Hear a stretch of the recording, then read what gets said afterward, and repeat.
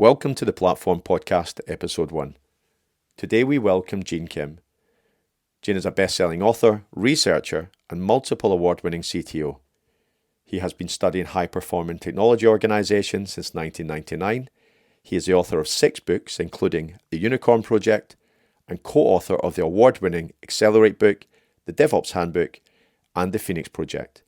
Since 2014, Gene has been the founder and organizer of the DevOps Enterprise Summit, studying the technology transformations of large, complex organizations. Today's episode is sponsored by Accelerate. My name is Kevin Austin. Welcome, Gene Kim. Great to be here. Good to see you again. What is my story? For sure. So I've spent the last 25 years studying high-performing technology organizations, and so that was a journey that started back when I was the CTO and founder of a company called Tripwire in the information security and compliance space. And so we had studied these amazing organizations that had the best project due date performance and development, the best operational reliability and stability in ops, and the best posture of security and compliance. And so naturally, we wanted to understand how did those amazing organizations make their good to great transformation so that we could understand how other organizations could replicate those amazing outcomes. And so in that 25-year journey, you can imagine there were many surprises, but by far the biggest surprise was, it took me into the middle of the DevOps movement, which I think is so urgent and important. And I can't overstate just how much I've learned in that journey. So I co-authored a book called The Phoenix Project that came out in 2013. The DevOps Handbook came out in 2016. It was so fun doing the Unicorn Project, which was the Phoenix Project retold, but from a developer perspective instead of the ops perspective. I spent the last 4 years working on a book with Dr. Steven Spear, who was one of those prominent researchers of the Toyota production system, starting way back in the 90s. And for the last 10, 11 years, I've been running a conference called the DevOps Enterprise Summit, now known as the Enterprise Technology Leadership Summit. So we've done 21 conferences. We've had over 1,000 experience reports from technology leaders who are taking DevOps principles and patterns and using it to win in the marketplace. And I think it's been so rewarding to see that, maybe no surprise, in this world of generative AI, of which I haven't had this much fun in technology for maybe ever. It's like a third of this community have been tapped to lead or are significantly contributing to, the most important Gen AI initiatives of their organizations, of which I think is, basically happening everywhere. Anyway, so that's what I've been working on. How am I doing, Kevin? Well, this is your platform, Gene. Thank you for sharing. So your journey's been quite remarkable. Authoring best-selling books, the research, what you've done, conference, events. It seems a relentless pursuit, certainly of knowledge sharing. What were some of the biggest challenges that you faced on your journey? Oh, yeah. Yeah, you had mentioned the research. Yeah, so one of the things that I'm most professionally proud of is working with Dr. Nicole Forsgren and Jez Humble on the state of DevOps research. And so that was a cross-population study that spanned over 36,000 respondents over 6 years. And the goal was really to understand, what does high performance look like, and what are the characteristics of high performers, and maybe more importantly, what are the behaviors that enable or predict performance. And the reason why that was so interesting was that when so many of us saw the 2009 presentation from John Allspaw and Paul Hammond saying they're doing 10 deploys a day every day at Flickr, I think it was just preposterous. It was ridiculous sounding, but maybe more importantly, it sounded irresponsible and reckless and maybe even immoral. And I was part of that group that was exactly saying that's amazing, but it sounds crazy. And yet over the next couple of years, the evidence that suggested that in order to do really great work in development and infrastructure for that matter, we need to do smaller deployments more frequently.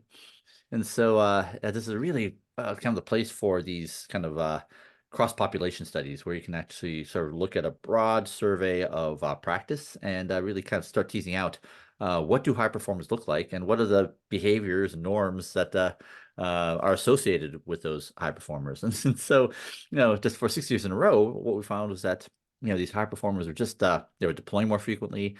They needed less time to deploy, 1 hour versus, days, weeks, or even months. They were deploying multiple times a day. So Flickr wasn't the only one, right? It was actually, something like 15% of organizations were doing multiple deployments per day. And, against all our expectations, it wasn't causing chaos and carnage and disruption all the time. It was actually, they had 7 times higher change, 7 times lower change failure rates. They could fix things in 1 hour or less versus, hours or days or maybe even weeks.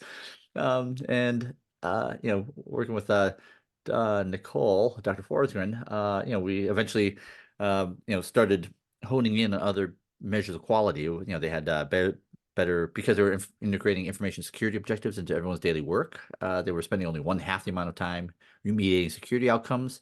Astonishingly, these amazing organizations not just had these great technical measures, but they were twice as likely to achieve profitability, market share, and productivity goals. They were twice as likely to have employees recommend their places as a great place to work to their colleagues and friends, as measured by the Employee Net Promoter Score. So all these, kind of amazing discoveries kind of gave us evidence that said, DevOps isn't crazy, right? This is actually how we win in the marketplace. And the fact that all of these things could be actually traced back to lean principles, things that we could observe in other industries, like in the Toyota production process, that just made it so satisfying. So that was just one of the most amazing learning experiences, and really helped set the stage for the work I got to do with Dr. Steven Spear, right, who is the expert in, not just lean in the Toyota production system, but in engine design at Pratt & Whitney, at helping build a safety culture at Alcoa, one of the world's largest aluminum manufacturers, and so forth. Anyway, so I think that kind of research was one of the most rewarding things I've ever done. The research you did with the state of DevOps over a number of years, and then along came the Accelerate book. At what point did you think, at what point did the Accelerate book come to life? Yeah, I think so that must have been around 2016. Yeah, so you might recall in the State of DevOps research reports, they were probably about 20 pages, right? And so there's only so much information you can put into kind of I wouldn't call it a pamphlet, but I mean, it was definitely meant to be, very easy to read, lots of sort of infographics, focusing on the sort of like the headliner statistics, right? The difference between high performers and low performers. And that's not really a great vehicle to be able to go into the mechanics of how does one conduct a cross-population study, and at what point can you assert that we go beyond correlation into causation and all that thing. So, the right vehicle for that seemed to be a book, and Nicole had just a tremendous appetite to do that, and I loved it. I mean, it was just she was definitely the lead author in that, and it was just I think a fantastic book, because it really did two things. One, it really taught us about what are the we called it the three things, right, that enable performance. It was the technical practices, so it's like CI, CD, proactive telemetry, and so forth. There's the architectural practices, to what, I would sort of say those are not just the mechanisms that allow us to work independently of each other, but we've kind of, in the Wiring the Winning Organization book that I did with Steve Spear, we're actually saying architecture is the way that organizations are wired. And because of Conway's law, there's an isomorphism between, the organization and the software that, we create. And then the third one is culture norms. And so those three things, right, are what enable high performance. And so, I think it was just a fantastic thesis that simultaneously taught us kind of like what mechanisms were important and why, right? And also, really taught how to conduct, kind of experiments like this. So I thought it's such a great book. It is such a great book. It's been the centerpiece to most conversations I've had over recent years. And in the book, you discuss the importance of measuring performance, and you've touched on some of those key metrics. Just before we move into discussing Wiring the Winning Organization, your recent work, you touched on DevOps there. So DevOps become a critical aspect of modern IT and software development. I guess for people coming quite new to this, what is DevOps, and what are some of the common misconceptions about DevOps that you've encountered? Oh, interesting. Yeah. What is DevOps? I mean, so I gave a very clinical description of the definition of DevOps that we've used over the years, including Accelerate, right? It's the technical practices, cultural norms, and architectural practices that enable high performance. And so, John Smart, his take on it was it's better value, sooner, safer, and happier. That's also, I think, a great definition. But I would kind of put the umbrella even wider and say, DevOps is really kind of the opposite of doing things in all the bad ways, right? And so it's the opposite of doing things in large batches is doing things in a way that deprive everyone of feedback. It's the opposite of putting all of us into little boxes where we can only work on small pieces of system, right? That guarantee that we get bad outcomes. So yeah, and I say that just because in the Phoenix Project, right? So that's a business fable that about a fictitious company called Parts Unlimited, an automotive is an automotive parts manufacturer and retailer, that managed to screw up the most important project. And actually, it's in the beginning, it's kind of viewed as just an IT issue, where it turns out it's actually an organizational jeopardizing issue, right? That the entire company's survival is on the line. And I think the fact that it resonated with so many people across every industry vertical, across every company size, age of organization, just shows that there's a universality to these type of things. That if you organize people in a certain way, you are guaranteed to get bad outcomes, right? And that's because of the wiring, right? It's if you deprive people of feedback, if the feedback goes to the wrong place, if you divide up the work so that right, no one actually has Yeah. the entire responsibility for the build and run. And if you never make time for um, practicing high stakes work in non-production environments, right? Instead of in planning and practice, that's it's so much inherently safer. You're just guaranteed to fail. And so I think that says that to me, DevOps is the enablement of those opposite of those conditions. So that's very much consistent with all the work done in, described in, the State of DevOps Research and Accelerate, kind of the narratives and Phoenix Project and Unicorn Project. And, I think what I learned over the last 4 years working with Steve is that, there's really all these universal, across every kind of framework, like whether it's Agile or DevOps or Toyota Production System or Lean or Resilience Engineering, there's only just a handful of mechanisms at work that allow organizations to be great. Allowing organizations to be great. You touched it. The Phoenix Project, the Unicorn Project, the Accelerate Project, all resonated with so many people beyond the technology, beyond that technology sphere, in a way that I'd never quite seen before. So how do you see, how do you see the role of leadership evolving in high performance technology organizations? Yeah. So in the last 4 years, it's really emerged that leaders are responsible for wiring their organization, which almost preordain what the outcomes are. And Winston Churchill famously said, we shape our buildings and thereafter they shape us. So to do leaders, wire their organizations and create the organizational wiring, and without a lot of sensitivity and fearlessness and really caring a lot, that wiring can forever shape us. And what I've learned is that there's really 3 axes of kind of greatness. One is this notion of like independence of action. In other words, in the ideal, everyone's solving important problems all the time and ideally in parallel, right? And that's made possible because everyone has what they need when they need it. They can get it from who they expect it from, and it's in the right format. And so, like, there's things like decision rights and approvals and requirements and data, so that they can do what needs to get done. And the not ideal is that no one has what they need ever, right? And even when they get it, it's not at the right time, it's not in the right format, and they didn't get it from where they expect. They had to like scour and scavenge and cajole and politic. And so, those are the conditions where even small efforts require, super heroic work, right? So in the Phoenix project, it was that, one VM, to get a VM required 45 different steps from, maybe 7 different work centers, right? So that's not great. Um, and by the way, a more recent example that I've just become very sensitive to. We wrote this up in a white paper called the Checkbox Project. Imagine a mobile telco carrier that has tens of millions of customers, and their number one initiative is to present a checkbox to their every customer so they can opt into a $5 a month service like get email or watch movies.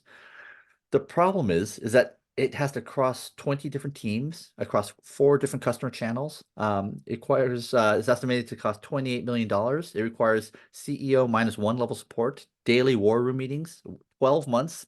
And the bad part is most people give it a 20% chance of success because the first 2 times they tried it, it failed, right? So that's Yeah. an example like where everyone's stuck. So that's one axis, independence of action.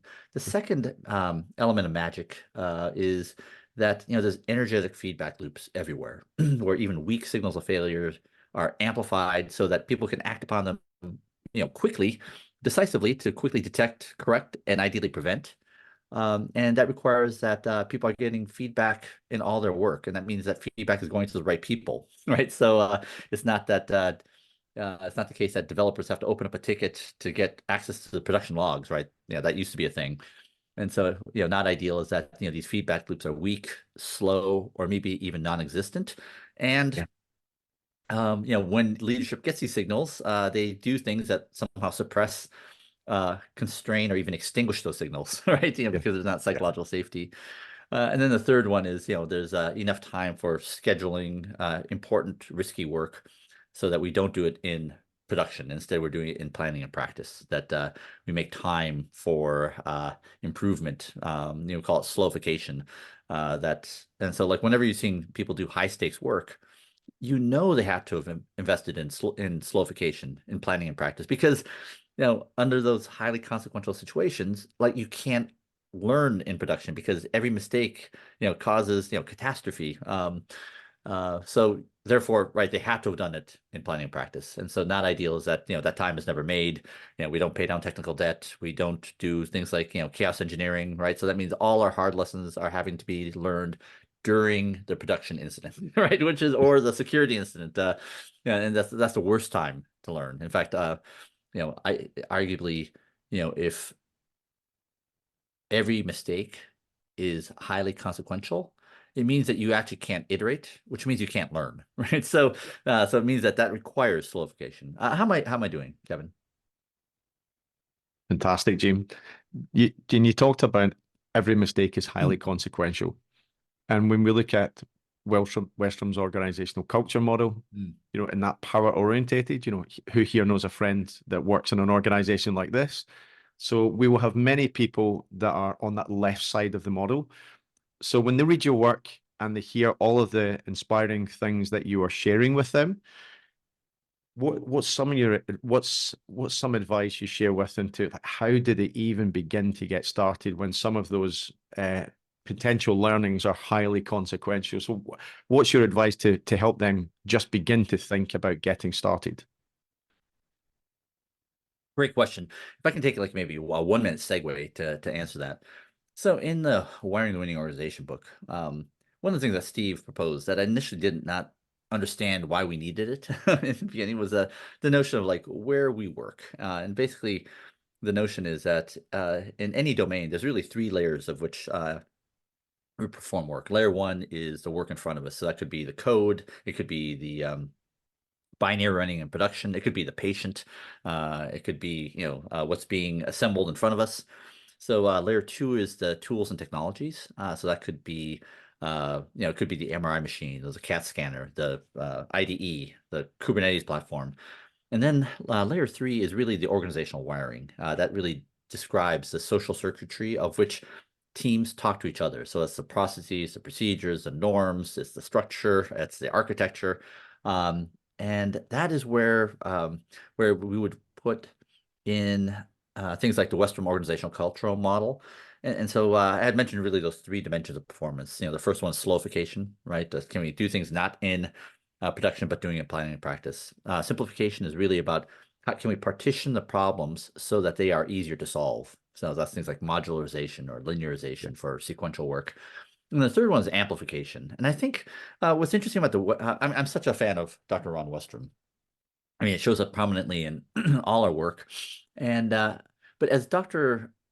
Westrom said, culture is gossamer and ethereal, meaning it's not concrete. And if something's not concrete, it's very difficult to talk about. And so the treatment in the book with Steve Spear is we talk about those things as information theory. So Dr. Claude Shannon talked about how signals must be generated, transmitted, most importantly, received, right? We measure all successful communications by the receiver. Is it acted upon? And, was it sort of validated that actually the help was delivered, the problem solved? And what I love about that is that we can express all the things that Dr. Weston was describing in his typology model through signals, right? And so, in other words, in my experience, it's actually fantastic. It's a fantastic diagnostic, is to say, when we have a quote culture problem, is this a signal generation problem? In other words, do we just not know? Is it a transmission problem? Like someone knew but chose not to transmit it because it's not safe to tell bad news, right? Is it a reception problem? Did the receiver not receive the message? Or is it a prioritization problem? Did they not act upon it, because they didn't think it was actually important? Or is this a validation problem? And so, like in so many of the concepts in the Wiring the Winning Organization book, it's something that I think engineers, by making it look like an engineering problem, we as engineers, it makes it very easy to kind of generate engineering fixes. And so, yeah, to answer your question, so what would the advice be if kind of we find that the organization that our friend is in is kind of in that sort of pathological organization that Dr. Westman talks about, where it's not safe to tell bad news, messengers of bad news are shot. We discourage bridging between teams. I think we can say, all right, is this a signal trends generation problem? In other words, are we just not learning about the news fast enough or early enough, right? We want to find out about problems when they're little, right? Not large and on fire. Is this a signal transmission problem, right? Have we created a system where leaders have inadvertently or maybe on purpose, right, create a system where we just suppress signals that people don't want to hear, right? And so, there's things that we can do about that, right? We celebrate things that we need to hear, right? Like early detection of problems, how problems were fixed, proactive things that we can do in the future, right, to prevent these things from one starting, let alone snowballing, let alone catching everything on fire. Is this a reception problem, right? In other words, are there things that we need to do to make sure that those leaders are hearing the right things at the right time? Is it a prioritization problem? Is like, do we need to bump up the priority of non-functional requirements? Do we need more evidence there, right, that these things are actually making a difference? And maybe it's hey, we did all this work, but we never actually bothered to check, right, if we actually solved the right problem. Anyway, so I hope that these tools give people some more diagnostics and more prescriptive tools that they can bring to bear, when there's quote cultural problems, that we can actually turn it into sort of like an engineering problem that I'm hoping will be more not just equally accessible, but something that is more amenable to problem solving and problem fixing. On the problem solving and problem fixing, the energy and passion that you bring to your talks, to everything that you do, which is distinctly evident even in your writing. So many people get so much from your research, your work, and everything that you share. I'm curious, when did you first fall in love with what you do, and who had the most impact on you at that time? Interesting. I think so for the Phoenix Project, that came out in 2013, but that wasn't my first book. It's probably the most well known. I mean, I think it'll be crossing over 1 million copies, if not this year, next year. So that's something I'm really proud of. But I was actually the authorship team was um, George Spafford and Kevin Bear, and we actually did a book together in 2004, so 9 years prior. I called it the DevOps Handbook, and the subtitle was creating world-class IT operations using ITIL in 4 steps or something like that. Yeah. And the insight there was that the best-in-class security organizations were those that worked most closely with ops, and the best operations organizations were those that were also working with security, because they had a common objective, right? Create reliable services that are secure and auditable.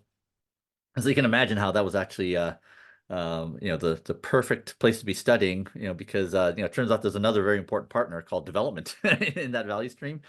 And so that was so much influenced by the work of uh oh my gosh, this is actually bringing back some memories. So I remember being with Kevin Bear in, I think it was Atlanta in 2001. That must have been 2002. And we are reading Dr. Stephen Spears' 1999 Decoding the DNA of the Toyota Production System that came out. It was a Harvard Business Review article, which my understanding is still the most downloaded article of all time, from HBR.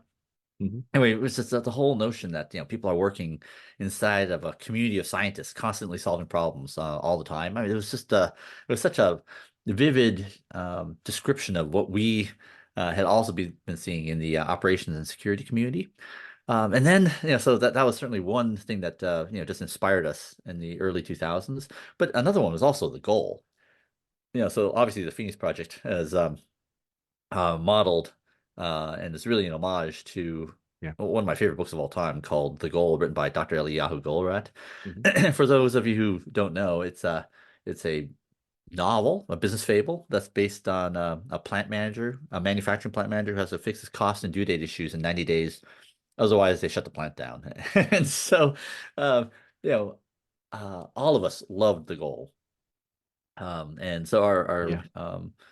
our dream was essentially write the goal for IT. That was actually the working title of the book. And we worked on that for, I mean, our earliest notes go back almost a decade before, the Phoenix Project came out. Anyway, so yeah, it's like I cannot tell you just how, I can't overstate just how much, Dr. Goldratt and Dr. Spear had on our work, even 20 years ago. The goal certainly has had an impact right across our community for sure, and it's evident in some of the work that you've been doing. Uh, Thanks for sharing, Jane. Before we get on to where you go next, uh, we've got one question here that says, knowing what you know now and seeing what you've achieved, if you could speak to your 14-year-old self, what would you say? Yeah, if I could speak to my 14-year-old self. In fact, I was telling my 16-year-old this before, he's doing a summer internship on the East Coast of the US here. And essentially I was telling him, I was like, at your age, you really don't know what you will be good at, and you don't know maybe what you want to do. So the best, I feel like what I've been most fortunate in is that I was always able to work with really smart people working on really important, interesting things, who were, ambitious, and they were looking for, people who could help them on that. And so, like, I was a summer intern at Sun Microsystems when I was in high school, and that's where I got to be a system administrator. I got to learn about QA and helping build test suites for the Sun OS file system. Um, and that's what led me to work for Dr. Gene Spafford. So I remember reading his paper after the fallout from the Morris worm in 1988, right? And so he was the most prolific author, really studying kind of how did that happen? How do you create better tools to detect and correct and maybe ideally prevent? And so I ended up working for him as in an independent study project at Purdue University, and that eventually we commercialized to create Tripwire, the organization. So I think there's a saying that so much of your outcomes is dependent upon the company you keep, and so especially early in your life, right? I think the most important thing to do is find people working on interesting problems and do whatever you can to help. And I think that will shape your interests, it will shape your skills. And yeah, so I think it's that's probably well known, in the research, right? Is that who your mentors are have just a disproportionate impact on the work that you do and the work you get even exposed to. Yeah. It's that what you're exposed to. I think you've just by that answered a few of the other questions, so I'm just crossing those off around the mentors and the company you keep. So that's the story so far. And you get Wiring the Winning Organization, which has been tremendously well received. Where do you see the field of organizational change heading in the next 5 years? Before they started, Gen AI came up within the first 3 seconds. So where do you see the field of organizational change heading in the next 5 years? And yeah, Yeah, we'll start there. I can't overstate just how much I learned working on the Wiring the Winning Organization book. I mean, to massively simplify, the fact that I got to work with Dr. Stephen Spear, who influenced me so much, 20 years prior, and to be able to work on a book together, it was amazing. And if you take a look at the Venn diagram of like our work, to again massively overstate, I come from software and he comes from hardware, right? You would think that we have nothing in common in terms of common beliefs, common observations, but that overlap was large enough where we actually because we've all read the same papers, we've all studied the same case studies, or at least enough of them that we could it was just an exhilarating experience to be able to say, oh, the same phenomenon in these two different areas, whether it's in auto manufacturing or in software delivery, they're actually the same mechanism. That they're really, those are two examples of convergent evolution, where two species sort of independently evolved and developed certain features like wings or you know uh, living in sea, not land, or maybe it's the other way around, living on land, not sea. And so that was just amazing. I feel like I will spend the rest of my career just better understanding, those three mechanisms: slowification, simplification, and amplification. And I think for technology leaders, it is without a doubt, the job of the technology leader is becoming more challenging because the number of functional specialties keep growing. Like here's like one kind of insight, this searing aha moment that I learned from Steve. So we have 25 case studies in the book, of which only 20% are technology related. The one that we actually have the most of is healthcare, specifically emergency departments, which are just notorious for kind of these non-winning conditions, that no one has what they need when they need it in the right format at the right time. And the result is that you have these kind of horrendous, accident rates, in emergency departments. In fact, there's a high single digit, low double digit percentage that you will leave the emergency department in worse shape than when you entered it. So, that's not good. But amazingly, apparently it wasn't always this way, that in the 1950s, they were actually very safe, predictable and safe. And the theory, the causation, what Steve suggested was that it's because it was actually it was a much simpler system. There were essentially two functional specialties: doctors and nurses. So that's at layer one. At layer two, you had very little technology. You had maybe X-ray machines, which aren't very complicated. They're not very, it's kind of slow moving, right? In terms of frequency, which means you don't need a very sophisticated layer three organizational wiring to coordinate everyone's actions. So you fast forward in time 70 years, and now you have scores of functional specialties, among the clinicians. You have nurses, you have supply chain, pharmacy. So that's at layer one. And then and the technology organization, right? Because you have a ton more things in layer two, right? You have all these IT systems, Yeah. patient record systems. You have CAT scans, MRI machines. It's called radiology, it's called imaging, not radiology, right? Because it's not just X-ray machines, right? That's just blood tracers.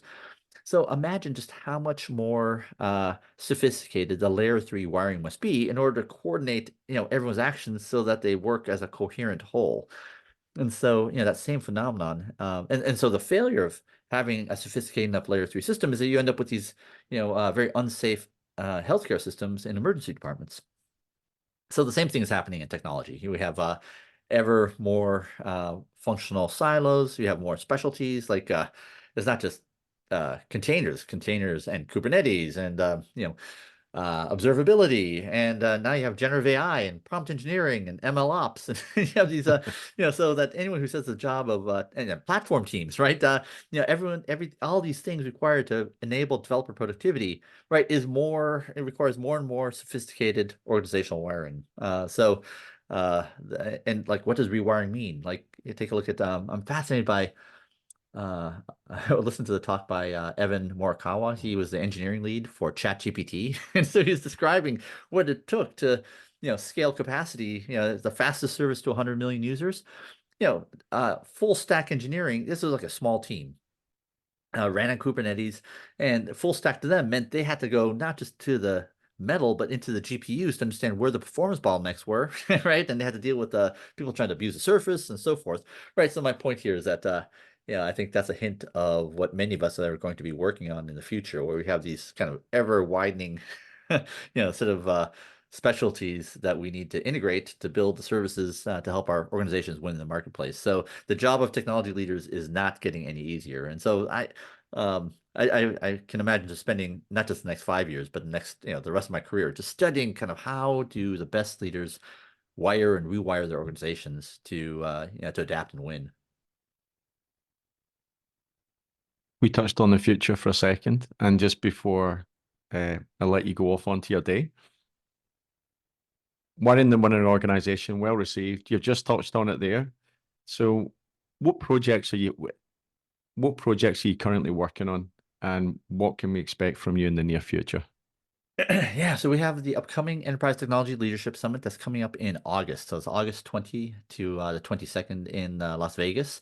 And so we've renamed the DevOps Enterprise Summit to the Enterprise Technology Leadership Summit, just because a lot of people said that they're trying to get their friends to go, and they said, why would I want to go to a conference that's all about configuring CI pipelines? It's like, oh, it's like 10 years ago, DevOps had a much broader, connotation and meaning. So, same programming, but different name, just really trying to, show that this is about leaders improving, the parts of their socio-technical system. And it's about experience reports showing how people do that, and subject matter experts like in generative AI, and about leadership development, both for leaders teams as well as for themselves. So that's coming up. I'm really excited about that. In fact, by the way, I had mentioned just how much fun I'm having with Gen AI these days. I mean, it's just we live in an age of miracles. Things that were things that I was talking to Steve Yegi, who's presenting at the conference. So the person who famously chronicled the Bezos API memo. He was saying there are projects now. Their CTO said that would have taken an intern a whole summer. Now takes one day. I think that's that really resonated with me. I mean, it's just all our work is changing, and so